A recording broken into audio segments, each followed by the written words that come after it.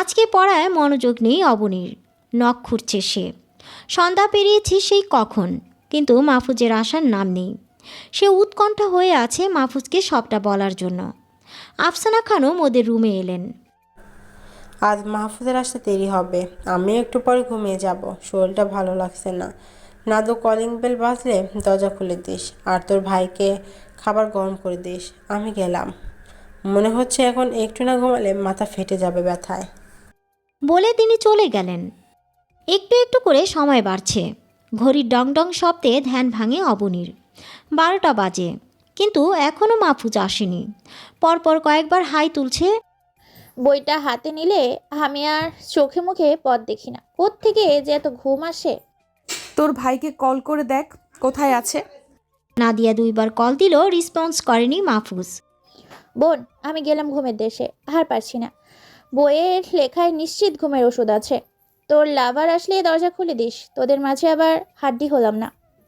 তুই কিন্তু বাড়াবাড়ি করছিস নাদিয়া। অবনীর কথাতে তোয়াক্কা করল না নাদিয়া। বালিশ জড়িয়ে গভীর ঘুমে তলিয়ে গেল সে। ঘুম নেই অবনীর চোখে। টেনশনে ঘুম আসছে না তার। মিনিট 10 যেতেই নাদিয়ার ফোন বেজে উঠল। অবনী ডাকে নাদিয়াকে। ঘুম জড়ানো চোখে তাকায় সে। চোখ দুটোই টকটকে লাল। তোর ভাই ফোন করেছে, ফিরেছে নিশ্চয়ই। নাদিয়া হুঁ বলে আবারও ঘুমিয়ে গেল। ততক্ষণে কল কেটে পুনরায় বাজতে লাগলো মোবাইল। অবনী ভয়ে ভয়ে রিসিভ করে। নাদু, দরজা খোল, আমি এসেছি। ব্যাস, এইটুকু বলে কল কেটে দেয় মাহফুজ। অবনী গুটি গুটি পায়ে গিয়ে দরজা খুলল। মাহফুজ উবু হয়ে জুতো খুলছে। তাড়াতাড়ি খাবার গরম কর, পেটে ভীষণ খিদে। মাথা তুলে তাকাতেই চমকায় মাহফুজ। তপ্ত শ্বাস ফেলে পুনরায় বলে, ও তুই? আমি ভাবলাম নাদু বুঝি। যা ঘুমিয়ে পড়, খিদে নেই আমার। একটু আগেই তো বললে। ভুল বলেছি। বলে কটকটিয়ে নিজের রুমে চলে গেল মাহফুজ। 20 মিনিট পরে মাহফুজের দরজা টোকা দেয় অবনী। রিনরিনে গলায় প্রশ্ন করল। হয়েছে তোমার? ভেতর থেকে জবাব এলো না।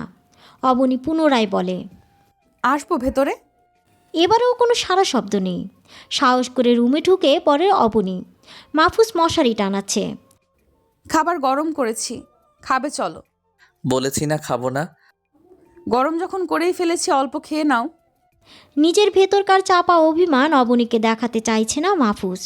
মেয়েটাকে দেখলে অভিমানটা তাজা হয়ে উঠছে। রাতে না খেয়ে থাকতে নেই। আমার জন্য খাবার গরম করতে গেলি কেন? তুই যা, আমি আসছি। খাবার বেড়েছে অবনী। মাহফুজ এদিক ওদিক না তাকিয়ে সোজা এসেই খাওয়া শুরু করলো। অবনী হাত কষলে আমতা আমতা করতে লাগে। সাজিয়ে গুছিয়ে রাখা কথাগুলো গলায় এসে আটকে আছে। এমন উসখুস করতে দেখে এক পলক অবনীর দিকে তাকিয়ে আবার খাবারে মনোযোগ দেয় মাহফুজ। অবনী অপরাধীর স্বরে বলে, আসলে দুপুরের ব্যাপারটা নিয়ে তুমি যা ভাবছো তা সত্যি নয়। খাওয়া থেমে যায় মাহফুজের। আমি কিছু ভেবেছি তোকে বলেছি কি? নাকি জানতে চেয়েছি ওই ছেলের সাথে তোর কি চলছে? তোর লাইফ, তোর মর্জি, এখানে তো আমার হস্তক্ষেপ নেই। না মানে? মানেটা তাহলে কি? আমি তোকে বলেছি আমায় কৈফিয়ত দে। বলিনি তো? তাহলে আমাকে সত্যটা বলার তোর কিসের এত তাড়া? আমি কি ভাবলাম না ভাবলাম এসব নিয়ে তো তোর মাথা ব্যথা থাকার কথা না। আমার ভাবনা নিয়ে তোর এত পরোয়া কিসের? সত্যটা বলার দায়বদ্ধতা কেন? নাকি আমি একবারও প্রশ্ন করেছি রেস্টুরেন্টে ওই ছেলের সাথে কি করেছিলি? যেখানে তোর আর আমার মাঝে কোনো সম্পর্ক নেই, সেখানে সত্য মিথ্যা বিশ্লেষণ করার কোনো মানেই দেখতে পাচ্ছি না আমি। আমার ভাবনাটা না হয় আমার মাঝেই সীমাবদ্ধ থাকুক। হাত ধুয়ে উঠে পড়ে মাহফুজ। খাবার আর গলা দিয়ে নামবে না তার। আমার মন জানান দিয়েছে তোকে আমি ভালোবাসি। আমার মনে হয়েছে আমার অনুভূতির কথা তোকে জানানো উচিত, বলা উচিত ঠিক কতটা আমি তোকে চাই। বলেছি তোকে, অনেকভাবে বুঝিয়েছি। তুই বুঝেও না বোঝার ভান করলে তো এতে আমার হাত নেই। অবুঝকে বোঝানো যায়, কিন্তু যে বুঝেও বুঝে না তাকে বোঝানোর সাধ্য আমার নেই। তুই যেমন আমার থেকে দূরত্ব বাড়িয়েছিস, আমিও না হয় আরও একটু বাড়ালাম দূরত্ব। এক জীবনে কি আর সব পাওয়া হয়? দূরত্ব বাড়ানোর কথা শুনে টলমলো চোখে তাকায় অবনী। ঠোঁট কামড়ে কান্না নিবারণের চেষ্টা চালালো। সে তো এটাই চায়। তবে এত কষ্ট কেন হচ্ছে? একতরফা প্রণয়ের লেলিহান শিখায় দগ্ধ হয়েছি আমি বারংবার। আর তুই আমার দগ্ধ হওয়াকে দূর থেকে কেবল উপভোগ করছিস। আমাকে ঝলসে যাওয়া অনুভূতির আর্তনাদ কখনো অনুভব করতে পারিসনি, হয়তো আর পারবিও না। তুই দূরত্ব চেয়েছিস, তবে বারুক দূরত্ব। কথাগুলো বলে দাঁড়ায় না মাহফুজ, নিজের রুমে চলে গেল। দরজা বন্ধ করে পিঠ ঠেকায়, বিড়বিড় করে আওড়ায়। এবার দগ্ধ হওয়ার পালা তোর। সোজা পথে যা আদায় করা যায় না, তোর তার জন্য উল্টো পথ ধরতে হয়। দেখি কতদিন মনের সমস্ত আবেগ অনুরক্তি লুকিয়ে রাখতে পারিস।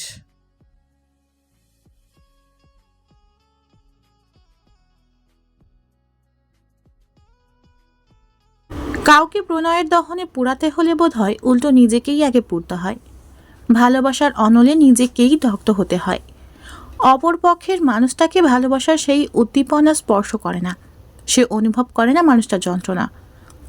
অবনীকে অভিতপ্ত করতে চেয়েছিল মাহফুজ, তার একতরফা প্রণয়ের লেলিহান শিখায় ভস্ম করে দিতে চেয়েছিল অবনীর ভেতরকার সমস্ত জেদকে।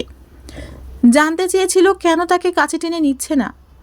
তবে হয়েছে উল্টো, সে নিজে সেই কঠিন মানবীর প্রণয়লীলার প্রজ্বলিত শিখায় অঙ্গার হয়ে ফিরে এসেছে। তার গভীর প্রণয় ছুঁতে পারেনি প্রেয়সীর হৃদয়।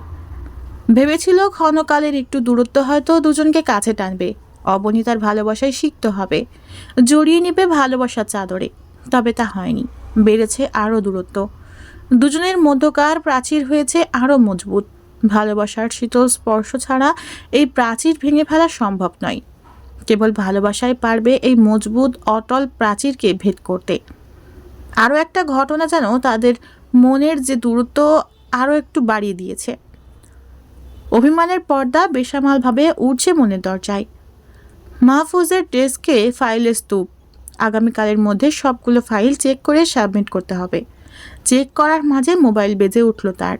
স্ক্রিনে মা নামটা জলজল করছে। মোবাইল ফাইলে রেখে কল রিসিভ করে সে। হ্যাঁ মা, বলো, কিছু লাগবে বাসায়? বাবারে, মেয়ে দুটো সেই সকালে বের হয়েছে, এখনো ফেরেনি। আমার খুব টেনশন হচ্ছে। আফসানা খানম আতঙ্কিত ভয়ার্ত কণ্ঠস্বর শুনে কপালে ভাঁজ পড়ে তার। সময় দেখল, ঘড়ির কাঁটা 5টার ঘর ছুঁই ছুঁই। ফোন করে দেখেছো কোথায় আছে? চাপা আর্তনাদ করে উঠেন তিনি, কণ্ঠে এক রাশ অসহায়ত্ব।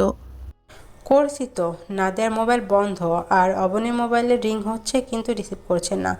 তুই যেভাবে পারিস মেয়ে দুটোকে এনে দে। আমার ভালো লাগছে না কিছু, দিনকাল ভালো না। যাওয়ার আগে খেয়েও যায়নি, আমার হাত পা ঠান্ডা হয়ে আসছে। আমি দেখছি। বলে কল কেটে দিল মাহফুজ। কতক্ষণ থম মেরে বসে রইল মাহফুজ। সময়ের দিকে তাকিয়ে চিন্তারা বাসা বাঁধে মনের আনাচে কানাচে। মনের চাপা অভিমানকে পাশ কাটিয়ে বহুদিন পরে কল করে অবনীর নাম্বারে।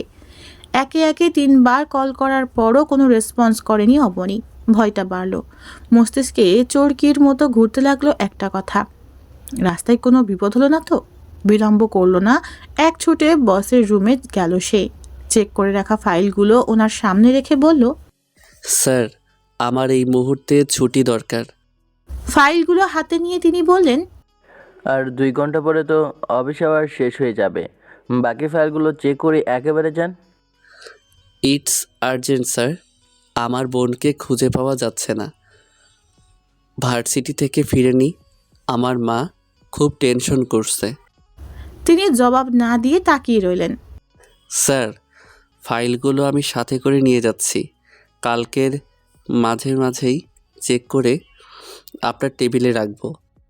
আচ্ছা মাহফুজ সাহেব, আপনার বোনকে পেলে একটা টেস্ট করে দিয়েন। অনুমতি পেয়ে আর দাঁড়ায় না মাহফুজ, বাইক নিয়ে ছুটল ভার্সিটির দিকে। কথায় আছে, বিপদ যখন আসে তখন চারদিক দিয়েই আসে। ট্রাফিকে আটকা পড়েছে মাহফুজ। সামনের গাড়ির লম্বা সিরিয়াল, পিছনে যাওয়ার পথ নেই। নিরুপায় হয়ে সেখানেই বসে রইল সে। আর একটু পরে পরে অবনীর নাম্বারে কল করে যাচ্ছে। ভয়, রাগ আর আতঙ্ক যেন একসাথে জড়ো হয়েছে। একবার মন বলছে হাতের কাছে পেলে ঠাটিয়ে চড় লাগাবে, আর একবার মন বলছে কিছু বলবে না সে, বিনিময়ে ওরা ভালো থাকুক। পশ্চিম আকাশে ঢলে পড়েছে সূর্য, দিনের আলো নিভু নিভু করছে। মাহফুজ অপেক্ষা করছে জ্যাম ছাড়ার, আর এদিক ওদিক তাকাচ্ছে। বর্তমানে অপেক্ষা করা ছাড়া উপায় নেই। হঠাৎই তার চোখ আটকায় ট্রাফিক সিগন্যালের অপর পাশের শপিং মলে। অবনী আর নাদিয়া বের হয়েছে, সাথে একটা ছেলে। মুখে মাস্ক থাকায় ছেলেটাকে চেনা গেল না। অবনীর হাতের ঘড়ির দিকে তাকিয়ে ছেলেটাকে কি যেন বলল, তারপর ছেলেটার পিছু পিছু পাশের রেস্টুরেন্টে চলে গেল। এতক্ষণ মনের মাঝে বড় সড় বিপদ হওয়ার যে ভয় আর আতঙ্ক বাসা বাঁধেছিল, তা মুহূর্তেই বদলে গেল তীব্র ক্ষোভে। প্রগাঢ় ক্রোধে মুখের অভিব্যক্তি বদলে গেল তার। চোখ জোড়া ঈষৎ লাল। রাগ নিয়ন্ত্রণ করার জন্য হাত মুষ্টিবদ্ধ করে নিল। মাথা উঁচিয়ে তাকায় সামনের সারি সারি গাড়ির দিকে। বেশ সময় লাগবে জ্যাম ছুটতে। বাইক থেকে নেমে দাঁড়ায় সে। পকেট থেকে মোবাইল বের করে কল করলো আফসানা খানমের নাম্বারে। রিসিভ হওয়ার সাথে সাথে ওদের পেয়েছি বলে কল কেটে দিল। ওনাকে কিছু বলার সুযোগ দিল না। তারপর হনহনিয়ে গেল রেস্টুরেন্টের দিকে। রেস্টুরেন্টে গিয়ে চারপাশে নজর বুলায় মাহফুজ। তারপর নজরে এলো নাদিয়া আর সোহেল নামক ছেলেটিকে। ছেলেটাকে দেখে রাগের পারদ আরও কয়েক গুণ বেড়ে গেল তার। মাথায় রক্ত চেপে গেল। দ্রুত কদম ফেলে গায়ের সর্বস্ব শক্তি দিয়ে চর বসিয়ে দিল নাদিয়ার গালে। আশেপাশের মানুষ কাউকে তোয়াক্কা করলো না। রাগে গা রি রি করছে তার। মেনু কার্ড দেখছিল নাদিয়া। আচমকা গালে চরের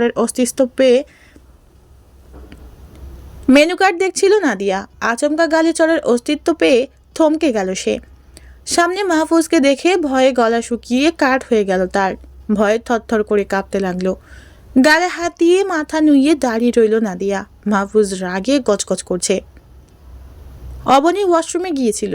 ফিরে এসে এমন একটা দৃশ্য দেখবে ভাবতে পারেনি। দৌড়ে নাদিয়ার কাছে এসে আগলে নিল তাকে। কি করছো তুমি? আশেপাশে মানুষ দেখবে।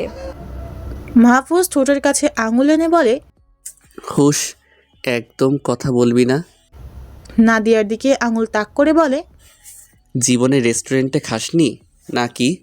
রেস্টুরেন্ট জীবনে দেখিসনি? তুমি কিন্তু তোকে আমি চুপ থাকতে বলেছি অবনী। গভীর তমসা ঘনীভূত হয় অবনীর চোখে মুখে। আমার মা সেই দুপুর থেকে টেনশন করতে করতে মরছে, আর তোরা ছেলে নিয়ে ঘোরাঘুরি করছিস। একটাবার কল করে বলে দিলে মানুষটার এত টেনশন করা লাগে না।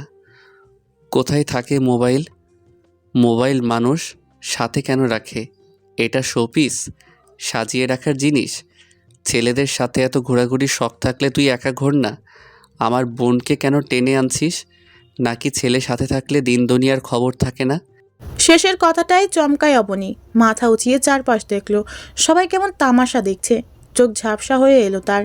অবমানে লজ্জায় ফোপাতে লাগলো সে।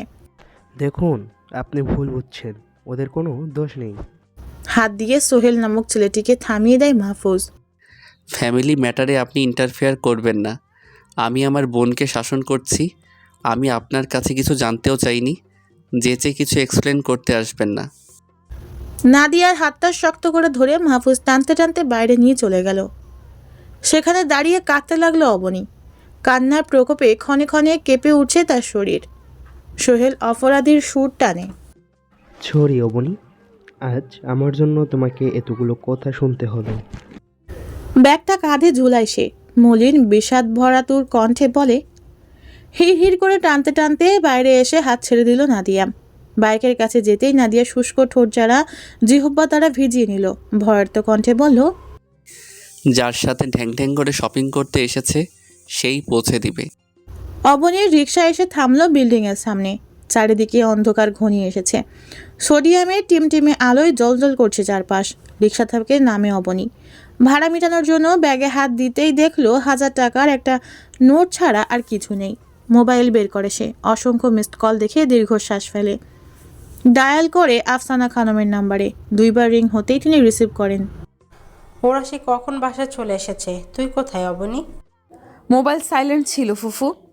এমন ভুল আর হবে না। আর কথা বাড়ায় না অবনী। অন্য মনস্ক হয়ে একটা একটা করে সিঁড়ি বাইতে থাকে। আফসানা খানমও কথা বাড়ালেন না। দেরি করে আসার জন্য কিংবা কল রিসিভ না করার জন্য বকতে পারতেন তিনি, তবে তা করেননি। বকাবকি করা ওনার মোটেও পছন্দ না। বকাবকি করলে অনেক সময় নেতিবাচক প্রভাব ফেলে। ওনার ধারণা মতে ছেলে মেয়েদের ভালোবেসে সব কিছু বোঝাতে হয়, তবেই হাসি মনে আদেশ মানে তারা। কথা শুনে তাছাড়া দেরির কারণ নাদিয়ার মুখ থেকে শুনেছেন উনি। অবনী রুমে গিয়ে ব্যাগটা কোনো রকম রেখে জামাকাপড় নিয়ে ওয়াশরুমে গেল। সব কিছু দূরে ঠেলে লম্বা একটা গোসল দরকার। 8 ঘন্টা গোসল শেষ করে চুল মুছতে মুছতে বেরিয়ে এলো সে। মাথায় তোয়ালে পেঁচিয়ে ড্রয়ার খুলে ছোট্ট একটা পার্স বের করে সেখান থেকে 100 টাকার একটা নোট নিল। তারপর গটগটিয়ে মাহফুজের রুমের দিকে পা বাড়ালো। অন্যদিন মাহফুজের রুমে ঢোকার আগে নক করে, তবে আজ আর নক করলো না। সোজা তার সামনে গিয়ে দাঁড়ালো। কেউ সামনে এসে দাঁড়াতেই মাথা তুলে তাকায় মাহফুজ। সদ্য গোসল করে আসায় অবনীর দিকে ক্ষণকাল অপলক চেয়ে থেকে দৃষ্টি নিবদ্ধ করে ফাইলে। মেয়েটার প্রেমে আর মাতাল হতে চায় না সে। তোমার টাকা। আবারও অবনীর মুখের দিকে তাকায় সে, নির্বোধের মতো জানতে চাইলো, কিসের টাকা? একটু আগে যে আমার রিক্সা ভাড়া দিলে। নতুন করে আবার রাগাতে এসেছিস? তোমাকে রাগিয়ে আমার লাভ? দেখ, বহু কষ্টে নিজের রাগ দমন করে কাজে মন দিয়েছি। নিভে যাওয়া আগুনে আর বাতাস করিস না। জ্বলজ্বল করতে থাকা অঙ্গারের তাপে হাত পুড়ে যাবে তোর। দেখো, কথা বলতে আমার মোটেও ভালো লাগছে না। টাকাটা রাখো, আমি চলে যাই। কারো কাছে আমি ঋণী থাকতে চাই না। বিছানা ছেড়ে উঠে দাঁড়ায় মাহফুজ। এলোমেলো চুলের ভাঁজে আঙুল চালায় সে। এক পা করে এগিয়ে গেল অবনীর দিকে। অবনীও পিছাতে পিছাতে দেয়ালের সাথে মিশে গেল একেবারে। ঋণ পরিশোধ করতে এসেছিস? তবে তার আগে আমি যে আকাশসম ভালোবাসা তোকে দিয়েছি, সেই ঋণ আগে শোধ কর। টলমল চোখে তাকায় অবনী। সত্য নিলে, ফিরিয়ে দিয়েছিলাম বলে এতগুলো মানুষের সামনে আমায় অপমান করলে, খুব বাজেভাবে। আর কি চাও? 100 টাকার চকচকে নোটটা মাহফুজের চোখের সামনে ধরে অবনী। পুনরায় বলে, টাকা রাখো, আমি চলে যাই। একবার টাকার দিকে তো আর একবার অবনীর মুখের দিকে তাকাচ্ছে মাহফুজ। দাঁতের দাঁত পিষে ছুঁ মেরে টাকাটা নিয়ে টুকরো টুকরো করে ফেললো মুহূর্তেই। তারপর চিবিয়ে চিবিয়ে বলে, হয় আমার চোখের সামনে থেকে যাবি, না হয় এর পরবর্তীতে যা হবে তার জন্য সম্পূর্ণ দায়ী থাকবি তুই। এমন কিছু করে বসবো যা কল্পনাও করতে পারবি না। আফসানা খানম টেবিলে খাবার দিয়ে গলা উঁচিয়ে অবনীকে ডাকলেন। অবনী খাবি আয়, খাবার ঠান্ডা হয়ে গেল। নাদিয়া মিনমিনের স্বরে জবাব দেয় ও খাবে না। নাদিয়ার প্লেটে 1 চামচ ভাত দিয়ে তিনি পুনরায় বলেন, খেয়ে এসেছিস নাকি তোরা? নাদিয়া এক পলক মাহফুজের দিকে তাকায়, নত স্বরে বলে, সারাদিন কিছু খাওয়া হয়নি আমাদের, রেস্টুরেন্টে তো ভাইয়া। চমকায় মাহফুজ। বিস্মিত চোখে নাদিয়ার মুখের দিকে তাকিয়ে রইল। সারাদিন না খাওয়ার কথা শুনে খারাপ লাগলো তার। শান্ত গলায় বলে, যা ডেকে নিয়ে আয়। মাহফুজের আদেশ শুনে সুরসুর করে রুমে যায় নাদিয়া। অবনীর হাত ধরে টানাটানি শুরু করে। চল না প্লিজ, অল্প করে খেয়ে নিবি, না গেলে ভাইয়া কিন্তু আবার রেগে যাবে।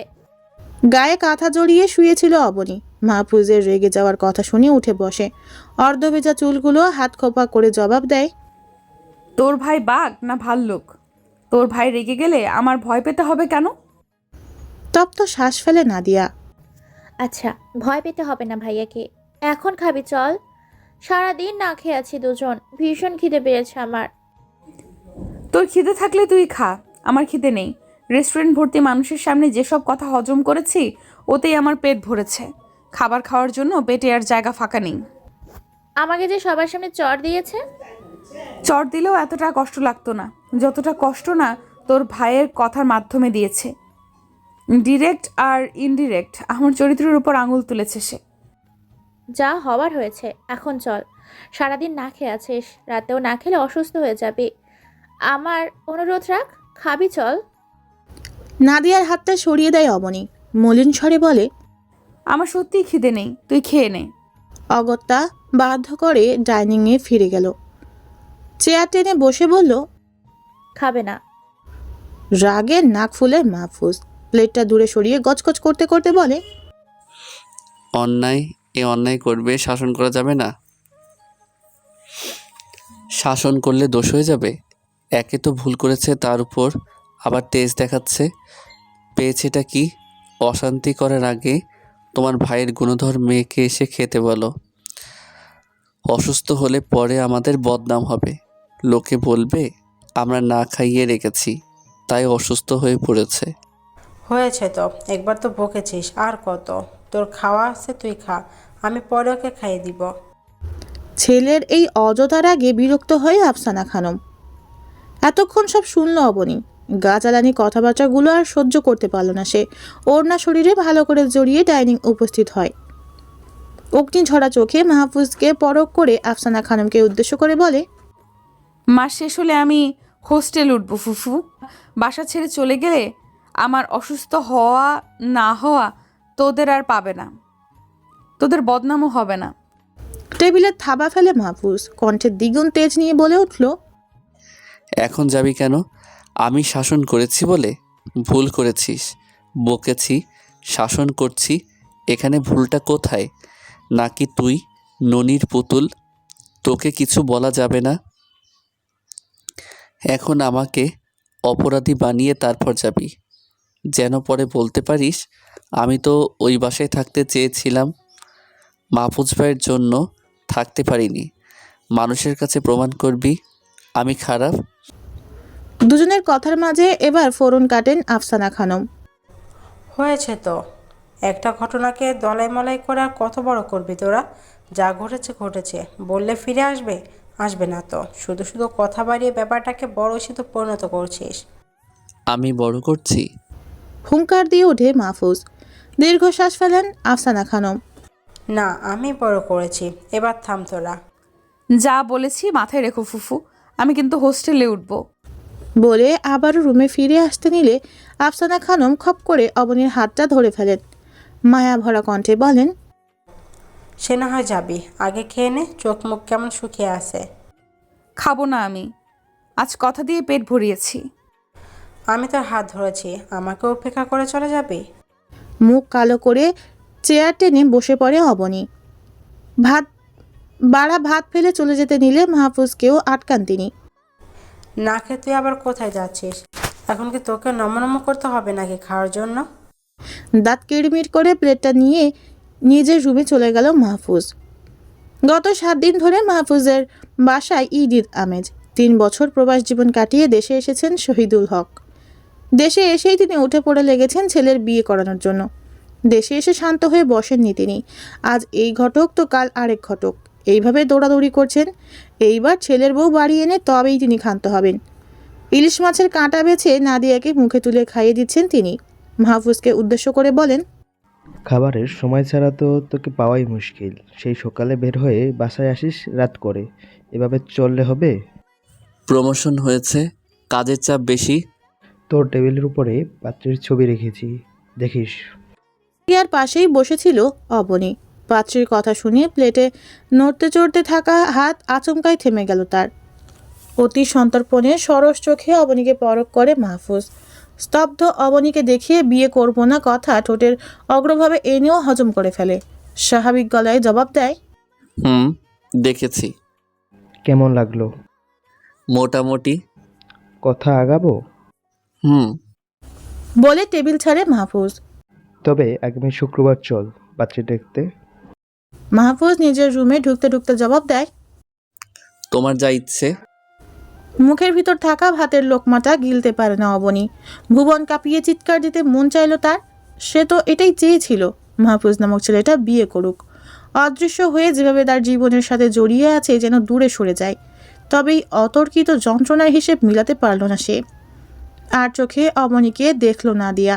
থমথমে মুখের দিকে তাকিয়ে রইল নির্নিমেষ। কপালে হাত ঠেকিয়ে শুয়ে আছে অবনী। শরীর কিঞ্চিত গরম, হয়তো জ্বর আসবে।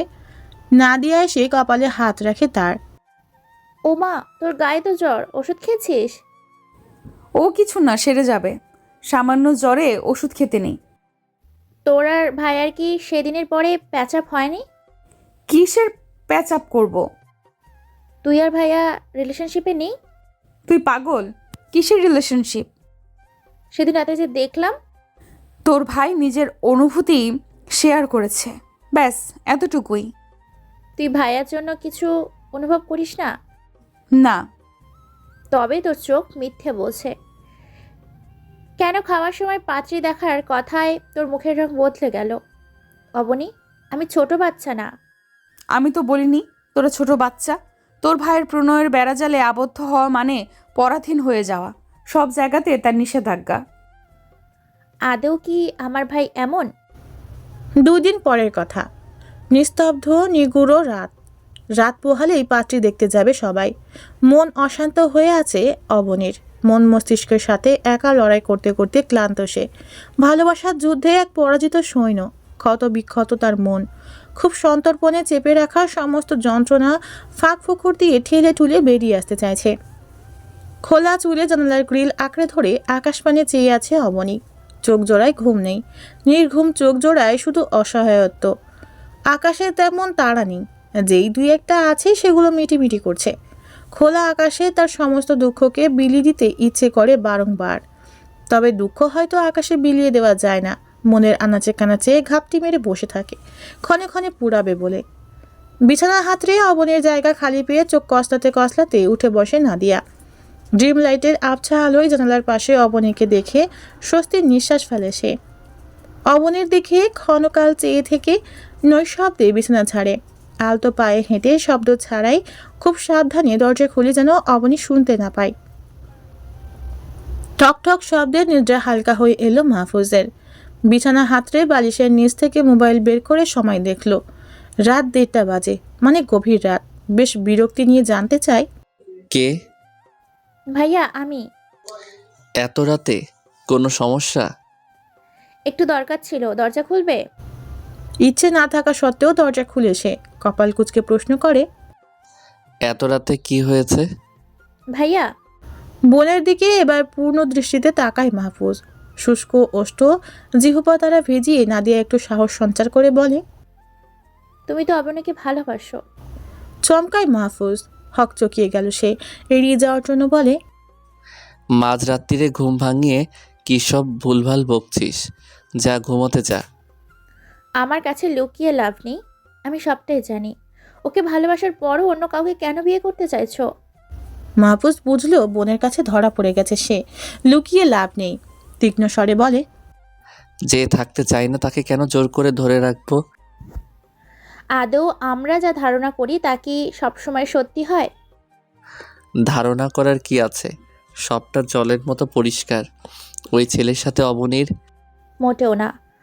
অবনী নামক মেয়েটার সাথে সর্বক্ষণ আমি থাকি।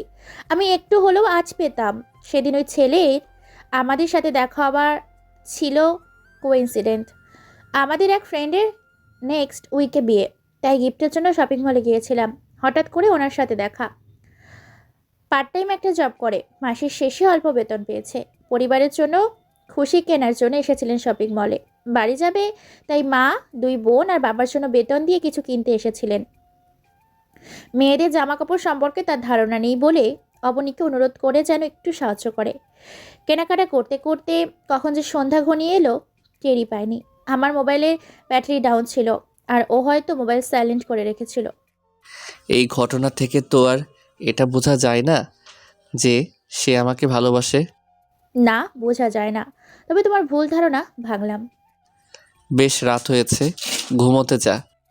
তোমার মুখে পাছি ভালো লাগার কথা শুনে আজ 2 রাত ঘুমোয় না অবনী। চমকায় মাহফুজ। এ যেন বিনা মেঘে বজ্রপাতের ন্যায়। মাহফুজের চোখে বিস্ময় ভাব।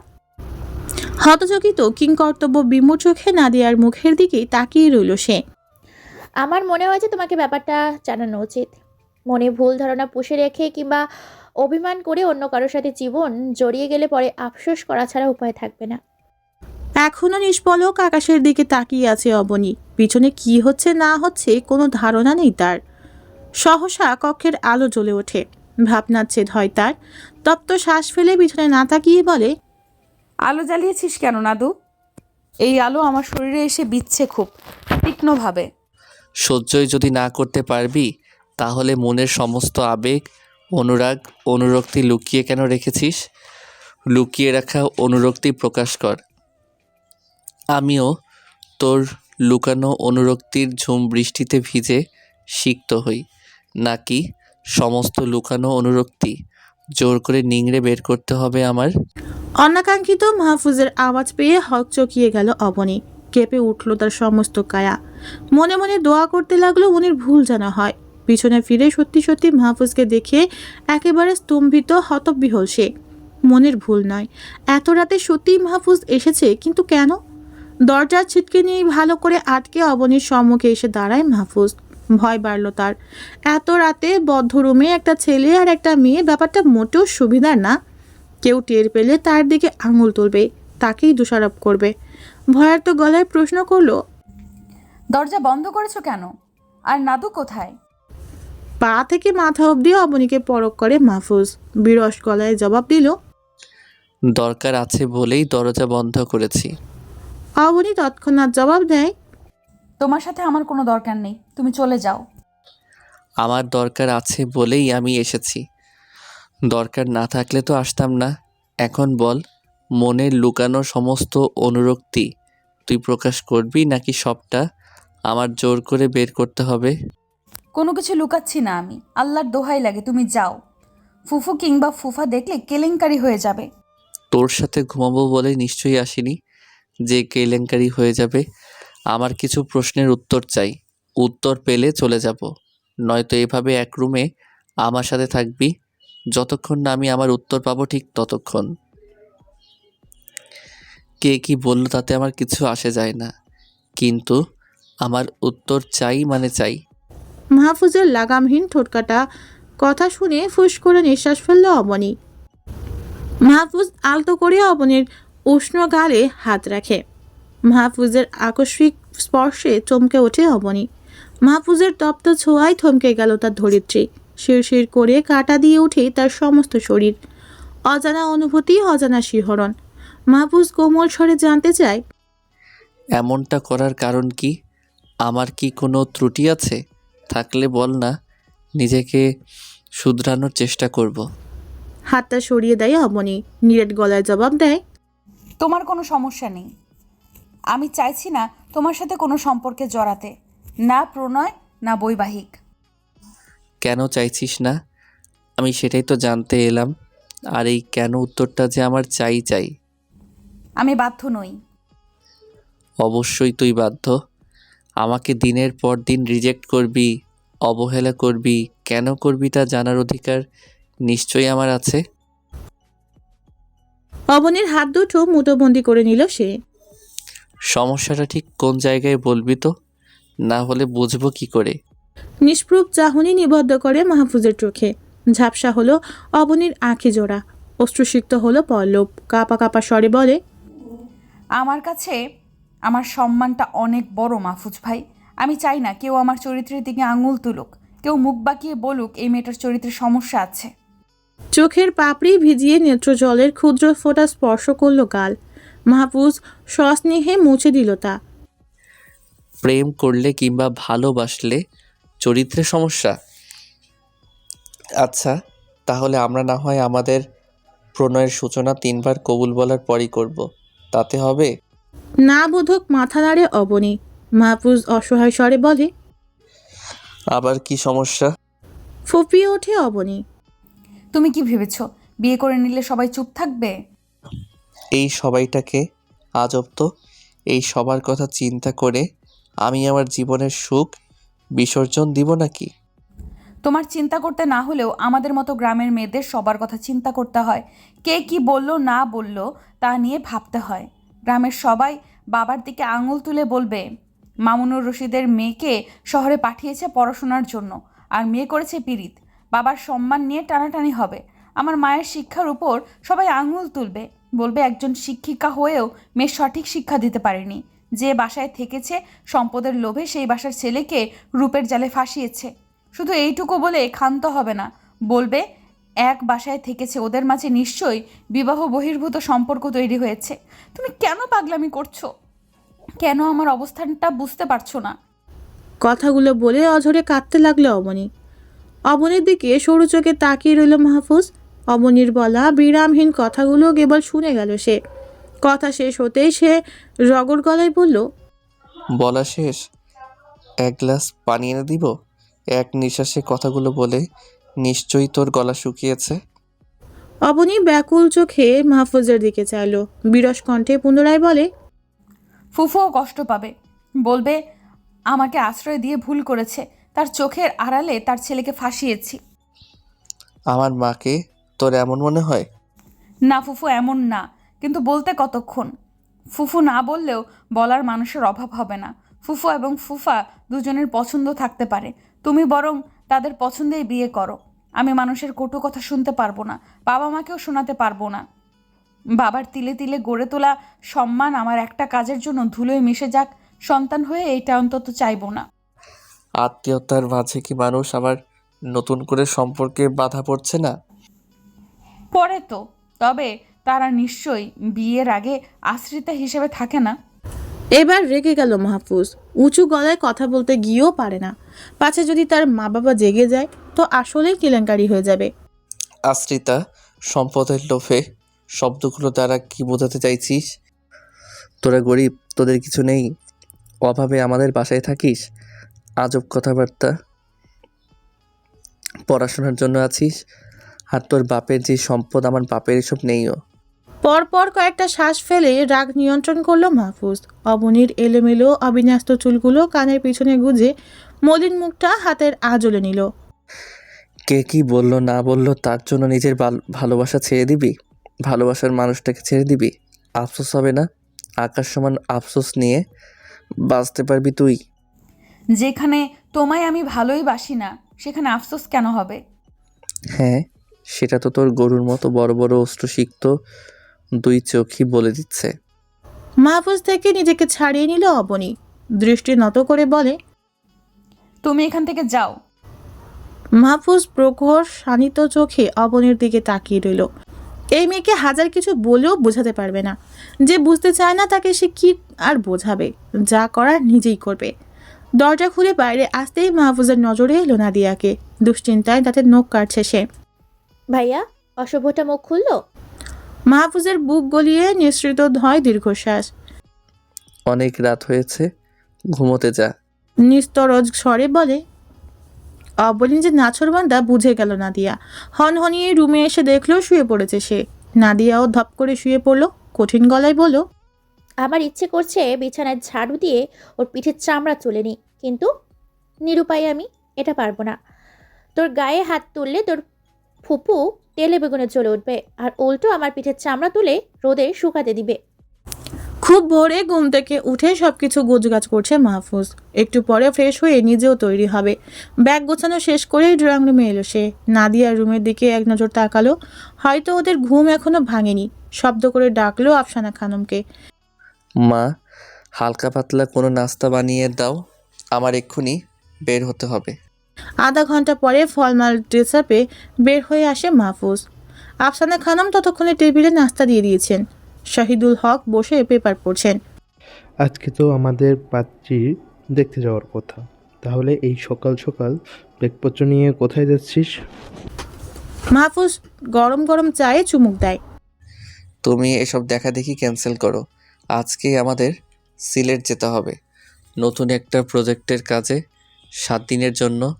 কাজের উপর ডিপেন্ড করে দিনের সংখ্যা বাড়তেও পারে, আবার কমতেও পারে। তাহলে তুই সিলেট থেকে আসার পরে আমরা দেখতে যাব? তারা তাদের মেয়ে ঝুলিয়ে কেন রাখবে? হয়তো আমার চেয়ে ভালো ছেলেও পেতে পারে। আজকে দেখতে যাওয়ার কথা ছিল, আর আজকে নিশ্চিত করব? এটা খারাপ দেখায় না? আমি কি ইচ্ছে করে করছি বলো? রাতে বস ফোন করে বলল, আমি তো আমার কোম্পানির খারাপ চাইতে পারি না। হক আর কথা বাড়ালেন না। পুনরায় মনোযোগ দিলেন পেপারে। মাহফুজও খাবারে মনোযোগ দিল। সেই সময় দরজা খুলে হাত খোপা করতে করতে বেরিয়ে এলো অবনী। ফর্মাল ড্রেসআপে মাহফুজকে দেখে কপাল কুঁচকে তাকিয়ে রইল। মাহফুজ তাকাতেই তড়িঘড়ি করে রান্নাঘরের দিকে চলে গেল সে। ফুফু, আজ তো শুক্রবার, কিন্তু এত সকালে? আপনাকে সিলেট যাবে অফিসের কাজে, 7 দিন থাকবে। ও। মাহফুজ বিদায় নিয়ে বেরিয়ে গেছে অনেকক্ষণ হলো। বিদায়বেলা ভুলেও অবনী ড্রয়িং রুমে যায়নি। রুমে ঘাপটি মেরে বসেছিল। মিনিট কয়েক বাদে মোবাইল হাতে নাদিয়া হাসতে হাসতে রুমে প্রবেশ করে। হাসার জন্য সোজা হয়ে দাঁড়াতে পারছে না। কপালে ভাঁজ ফেলে নাদিয়ার দিকে তাকিয়ে রইল অবনী। এভাবে হাসছিস কেন? নাদিয়া মোবাইলটা সামনে ধরে। মাহফুজ নাম্বার থেকে মেসেজ পাঠিয়েছে। পাগলটাকে একটু দেখে রাখিস, কি বলে আর কি করে নিজেও জানে না। পাগলের টেনশনে আমি সিলেট গিয়েও শান্তি পাবো না। মেসেজটা পড়ে আপনা আপনি অচৈতন্যের মতো বলে বসলো। পাগল কে? আমি? অবনী নিজের মুখে নিজেকে পাগল বলায় দম ফাটা হাসিতে লুটিয়ে পড়ল নাদিয়া। হাসির জন্য কথাই বলতে পারছে না, পেট চেপে আছে। রাগ হলো অবনীর। দুই ভাই বোন পেয়েছেটা কি তাকে? দাঁত কিরমির করতে করতে নাদিয়ার মোবাইল থেকেই মাহফুজকে কল করে। রিং হওয়ার সাথে সাথে রিসিভ করে মাহফুজ। হ্যাঁ নাদু বল। এ পাশ থেকে উত্তর করলো না অবনী, রাগে শুধু গজগজ করছে। মাহফুজ বুঝে গেল কলটা আসলে কে করেছে। মোবাইল কানে ঠেকিয়ে নৈশব্দে হাসতে লাগলো সে। আমি পাগল? আমাকে তোমার পাগল মনে হয়? হাসি থামায় মাহফুজ, অবাক হওয়ার ভান করে বলে, ও মা, আমি তোকে পাগল কখন বললাম? আমি নাদুকে মেসেজে বলিনি। সেখানে কোথায় তোর নাম নিয়েছে কি? আমি তো শুধু বলেছি পাগলকে দেখে রাখতে। তোর জ্বলছে কেন? দেখলি দেখলি পড়লো কথা হাটের মাঝে, যার কথা তার গায়ে বাজে। তুই কি আসলে? ঠাস করে কল কেটে দিল অবনী। এই ছেলের সাথে কথায় পেরে উঠবে না সে, বরং তাকে আরও কথার জালে ফাঁসাবে। প্রচণ্ড ক্ষোভে মোবাইল দেয়ালের দিকে ছুঁড়ে ফেলতে নিলেই খপ করে ধরে ফেলে নাদিয়া। মোবাইল কি তোর বর কিনে দিয়েছে? অবশ্য তোর হবু শ্বশুর মশাই দেওয়া। রাগে দাঁতে দাঁত চেপে কঠিন দৃষ্টি নিক্ষেপ করে নাদিয়ার দিকে, তারপর হনহনিয়ে চলে গেল। আজান পড়েছে অনেকক্ষণ। আঁচলের ত্রিকোণ দিয়ে কপালের ঘাম মুছেন আফসানা খানম। বাজখাই গলায় বললেন, অবনী, নাদিয়া, গোসলে গেলি দুজন? আজান পড়েছে কিন্তু।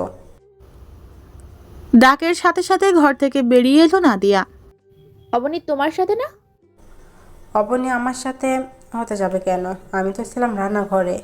আফসানা খানম কথাটা শেষ করার সাথে সাথে নাদিয়া সদর দরজার দিকে তাকায়। দরজা চাপানো হলেও নখ খোলা। অসভ্যটা হয়তো ছাদে। আফসানা খানম চিন্তিত গলায় বলেন, এই রোদের মধ্যে ছাদে? তোমার ভাইজি তো এলিয়েন। বলে সেও গেল ছাদের দিকে। আফসানা খানম এলেন নিজের কক্ষে। কপালে হাত ঠেকিয়ে শুয়ে আছেন শহীদুল হক। গোসলে না গিয়েই অসময়ে শুয়ে আছো? আজ শুক্রবার, নামাজে যাবে না? নাকি শরীর খারাপ তোমার? একটু বসবে আমার পাশে? তোমার কি শরীর ভালো নেই? প্রশ্নটা করে শহীদুল হকের কপালে হাত ছোঁয়ালেন তিনি। কিছু হয়নি আমার। মুখের কথাটুকু শেষ করে আফসানা খানমের একটা হাত নিজের বুকের উপর রাখলেন। আফসানা খানম হাত ছাড়িয়ে নিতে নিতে বললেন, করছোটা কি? মেয়ে দুটো বাসায় আছে তো। হাত ছাড়লেন না তিনি, আরো শক্ত করে চেপে ধরলেন বুকের সাথে। কতগুলো দিন একসাথে পার করে দিলাম আফসানা, সবটা কেবল কল্পনা মনে হয়। শহীদুল হকের মুখের দিকে তাকালেন তিনি। আসলেই তো কতগুলো দিন, বছর হিসেব করে তো 32 বছর। বছর হিসেব করে তো 32 বছরের সংসার জীবন। দিন হিসাব করলে হাজারের ঘর ছাড়িয়ে লাখে যাবে নিশ্চয়ই। আমার এখনো মনে হয় এই তো সেদিন বিয়ে করে তোমরা আমাদের সে মাটির ঘরের বাইরে দাঁড়িয়ে আছি। এর মাঝে কতগুলো দিন চলে গেল। 32 বছরের সংসার জীবনে তুমি আমার কাছ থেকে হাতে গোনা কয়েকটি বছর একা হাতে সংসার সামলেছো, ছেলেমেয়েদের দুটোকে মানুষ করেছো, আমার শয্যাশয়ী আব্বা আম্মার সেবা করেছো। আমায় নিয়ে কোনো অভিযোগ নেই তোমার? না, নেই। কেন নেই আফসানা? তুমি কি আমার উপর রাগ অভিমান করে আছো? শুনেছি অভিমান জমতে নাকি মানুষ অভিযোগ ভুলে যায়। তোমার ক্ষেত্রেও কি এমন? কার বিরুদ্ধে অভিযোগ করব? যে মানুষটা আমাদের সুখের কথা চিন্তা করে সব ছেড়ে ছুড়ে ভিনদেশে পাড়ি জমিয়েছিল তার বিরুদ্ধে? আমরা ভালো থাকবো বলে যে মানুষটা দিন নেই রাত নেই শুধু পরিশ্রম করেছে তার বিরুদ্ধে? দিন শেষে আমি তো তাও পরিবারের সাথে ছিলাম, ছেলে মেয়েকে বুকে জুড়ে ঘুমোতে পেরেছি। সে কি পেরেছে? সে তো সারাদিন হাড়ভাঙা পরিশ্রমে আবার নিজে রান্না করে খেয়েছে, কখনো কখনো না খেয়ে দিন পার করেছে। সেই মানুষটার বিরুদ্ধে অভিযোগ করলে সঙ্গে আল্লাহও নারাজ হবে। একটা অভিযোগ আছে, আমি মানুষটাকে কাছে পাইনি, এখনো পাই না। সে এখনো টাকার পিছনে ছুটছে, কিন্তু আমার এখন মানুষটাকে চাই, মানুষের সঙ্গ চাই। আর কোনো অভিযোগ নেই? না বোধক মাথা নাড়েন তিনি। লম্বা একটা নিঃশ্বাস ফেলেন শহীদুল হক। আমি আর কোথাও যাচ্ছি না আফসানা, আমি একেবারে চলে এসেছি। চমকালেন আফসানা খানম, বিস্মিত গলায় বললেন, তুমি যে বললে 3 মাসের ছুটিতে এসেছো। বলেছি দেখলাম কি করো। তখন তাগড়া ছিলাম, সারাদিন কাজ করে টের পেতাম না কিছু। খারাপ লাগলে দমিয়ে রাখতে পারতাম, কিন্তু এখন আর পারি না। তোমাদের কথা ভীষণ মনে পড়ে, পরিবারের সাথে সময় কাটাতে মন চায়, তাই চলে এসেছি। ভালো করেছো। এখন উঠে গোসলে যাও, জামায়াতের সময় চলে যাবে। আমি গোসলে গেলে তো আবার চিল্লাচিল্লি করবা। খুপড়ির মতো ছোট্ট সিঁড়ির ঘরে বসে আছে অবনী। অব্যবহার্য অনেক কিছু এখানে জড়ো করে রাখা। আচমকা কারো হাতে স্পর্শ হয়ে কেঁপে ওঠে অবনী। পরক্ষণে নাদিয়াকে দেখে বুকে থুথু দেয় সে। এখানে বসে আছিস যে? আজান পড়েছে, চল গোসল করবি। উত্তর করল না সে, চুপচাপ নীরব দেয়ালের সাথে মাথা ঠেকিয়ে রাখলো। ভাইয়া তোকে আতপাগল বলেছে বলে কি তোর খারাপ লেগেছে? আরে বোকা, ভাই তো মজা করেছে, তোকে রাগানোর জন্য বলেছে। আমার থেকেও তো কত হাজার গুণ সুন্দরী আশেপাশে আছে। ইভেন আমাদের ভার্সিটিতেও কত ভালো ভালো মেয়ে আছে। তারপরও তোরা কেন আমার পিছু পড়লি? আমার ভাইয়ের মন তো এখানেই, আমি আশেপাশে দেখে কি করব? তোরা দুই ভাই বোন কেন বুঝতে পারছিস না? এমনটা সম্ভব নয়। কেন সম্ভব নবনী? আমার ভাই নেশা করে নাকি তার মেয়েরই কোনো স্বভাব আছে? বুকে হাত রেখে বলতে পারবি ভাইয়ার জন্য তুই কিছু অনুভব করিস না? তোর চোখেও যে ভালোবাসা জানান দেয়, তোর চোখেও ভাষা বড্ড সহজে পড়ে ফেলা যায়। সহসা নাদিয়াকে শক্ত করে জড়িয়ে ধরে অবনী। হু হু করে অন্তঃস্থল কেঁদে উঠছে। স্মৃতির মানসপটে ভেসে ওঠে 1.5 বছর পূর্বে ঢাকায় আসার আগের দিনের ঘটনা।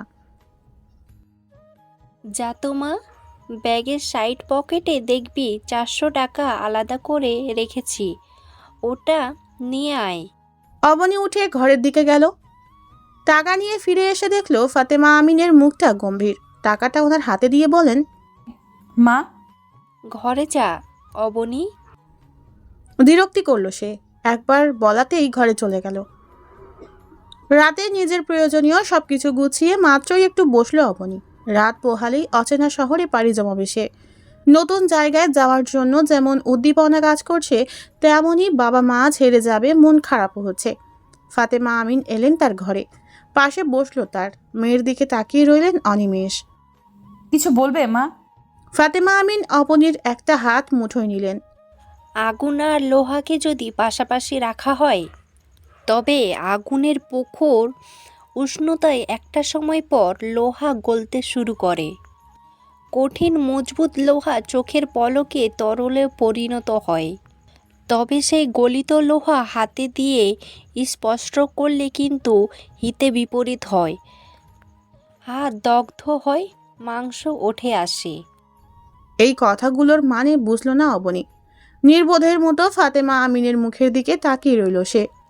কেন কথা বললাম, কথাগুলো বুঝে শুনিস তো? এপাশ ওপাশ মাথা নাড়ে সে। আফসানা আপার ছেলে আছে আর তুই মেয়ে।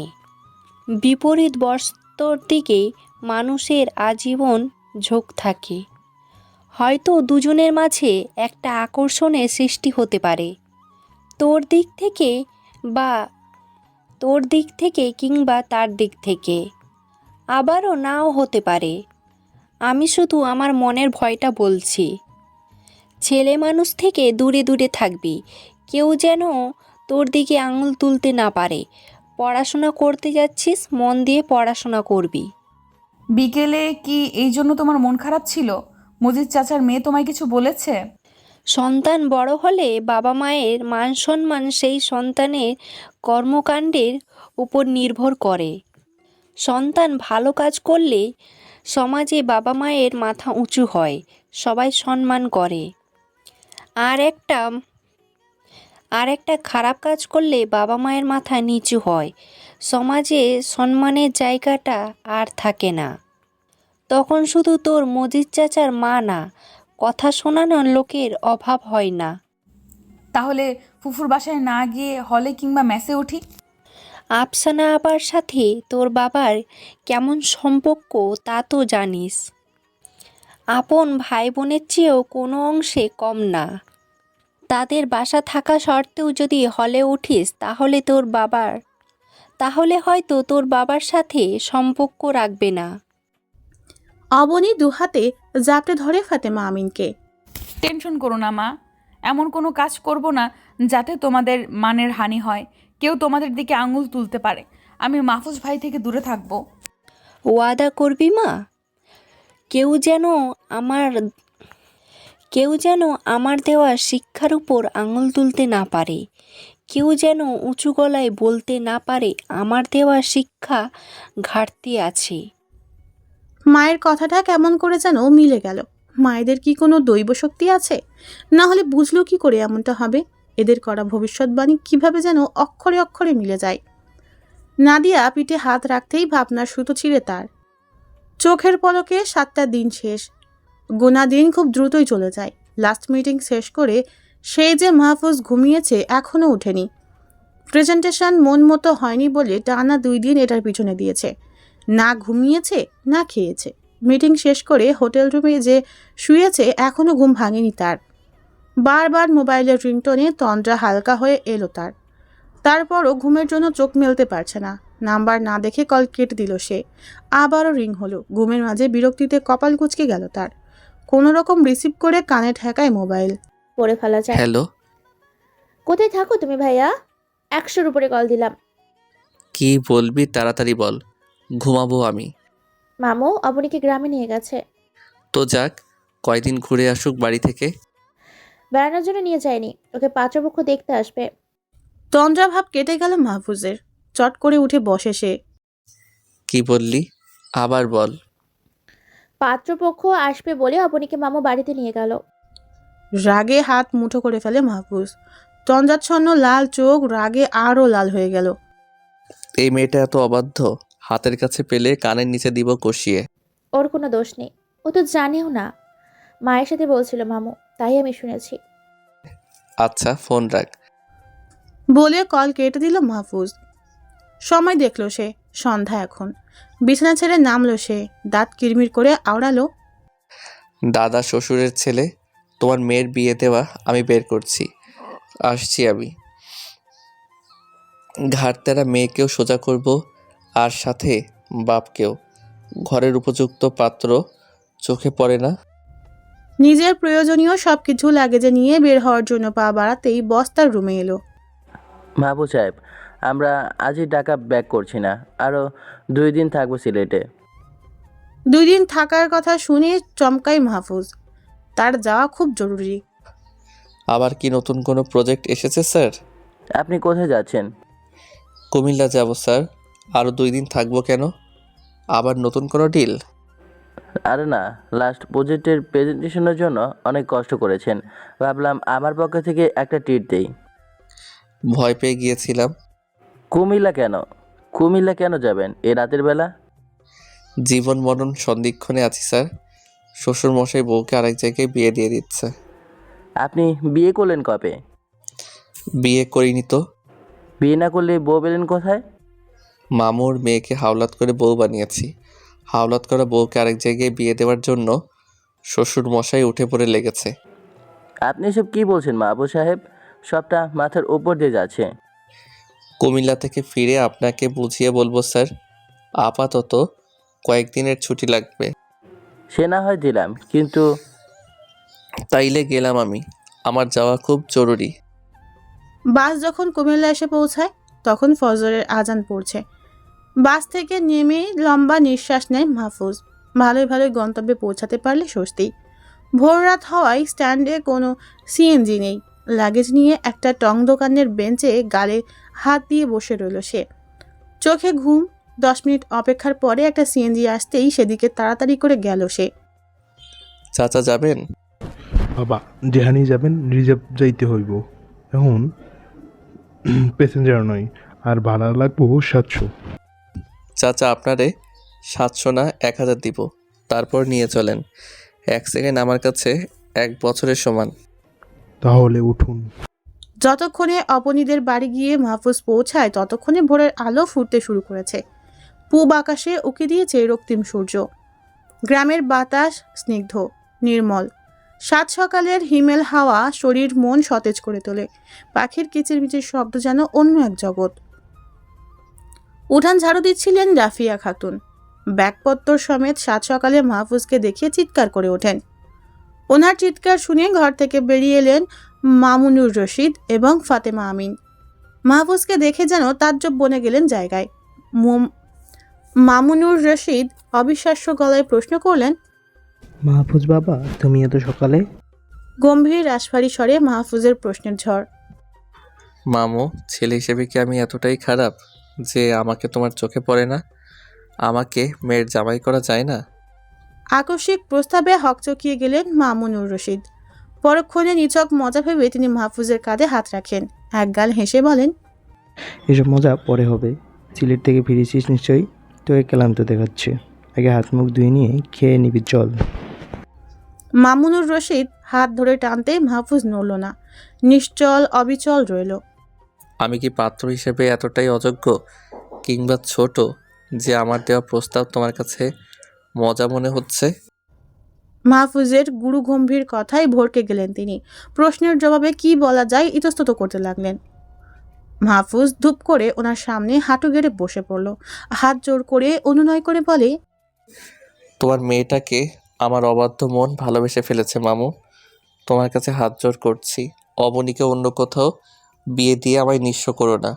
3 কবুল বলে সারা জীবনের জন্য গ্রহণ করতে চাই। তুমি এখন বললে, এখন কথা দিচ্ছি তোমার কাছে যেমন রাজকন্যার মতো ছিল, আমার কাছেও রাজরানীর মতো থাকবে। অনাকাঙ্ক্ষিত প্রস্তাবে ওনার বলা উচিত ভেবে পেলেন না তিনি। আকস্মিক কর্মকাণ্ডে ওনার মাথা কাজ করা বন্ধ করে দিয়েছে। বোধ শূন্যের মতো মাহফুজের মুখের দিকে নিষ্প্রাণ চাহনি নিবদ্ধ করে চেয়ে রইলেন অপলক। এতক্ষণ পিছনে দাঁড়িয়ে সব শুনলেন ফাতেমা আমিন। মাহফুজের কথা শেষ হতেই আর দাঁড়ালেন না, হনহনিয়ে গেলেন অবনীর কাছে। থমথমে পরিবেশ, দুই পরিবার একত্রে হয়েছে ব্যাপারটা ফয়সলা করার জন্য। অবনীর 2 গালে আঙুলের দাগ স্পষ্ট, ফোলা ফোলা চোখ মুখ, ঠোঁটের কোণ কিঞ্চিত কাটা, রক্ত জমাট বেঁধেছে সেখানে, বিধ্বস্ত চেহারা। মেয়েটার দিকে তাকানো যাচ্ছে না। অবনীর দিকে এক পলক তাকিয়ে আফসানা খানম ফাতেমা আমিনকে উদ্দেশ্য করে বলেন,